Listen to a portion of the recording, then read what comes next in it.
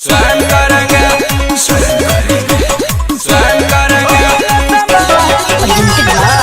Adishakti films, music by Roshan Singh.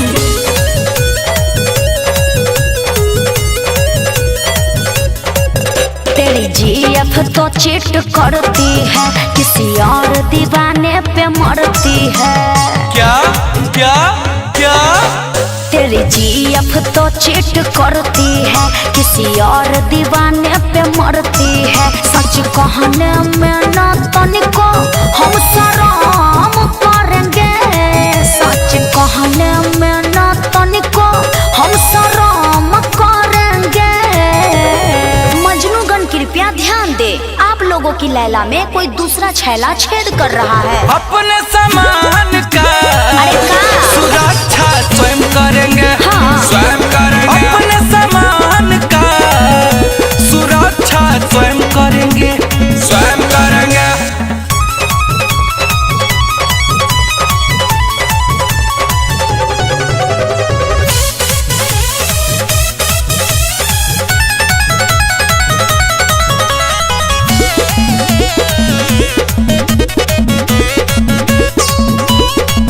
Red रोजा रोजा बोलती है, मैं देखी फ्लाइंग किस देती है।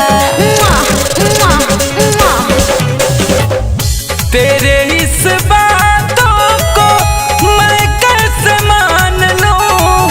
प्यार ऐसा होता है क्या मैं भी पहचान लूं? उसकी सारी गलती साबित तो हम करेंगे, उसकी सारी गलती साबित तो हम करेंगे। पागल प्रेमी कृपया ध्यान दे, आपकी गर्लफ्रेंड किसी दूसरे के बाह में सो रही है, सो रही है, सो रही है। अपने सामान का सुरक्षा स्वयं करेंगे, स्वयं करेंगे। अपने सामान का सुरक्षा स्वयं करेंगे, स्वयं करेंगे, स्वयं करेंगे,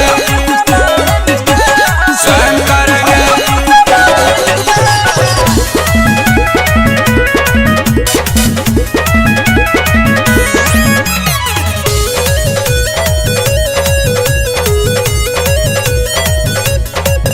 तेरे जैसे 10 बॉयफ्रेंड है उसके, धोखा करती है दिल में तुम्हारे घुस के। कुछ समझ में आया? मेरे मोहब्बत में कसम कितनी खाई है, सब झूठ है। गुंजन अखिलेश को सबक बढ़िया सिखाई है।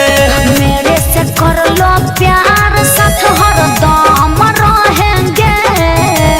मेरे से कर लो प्यार, साथ हरदम रहेंगे।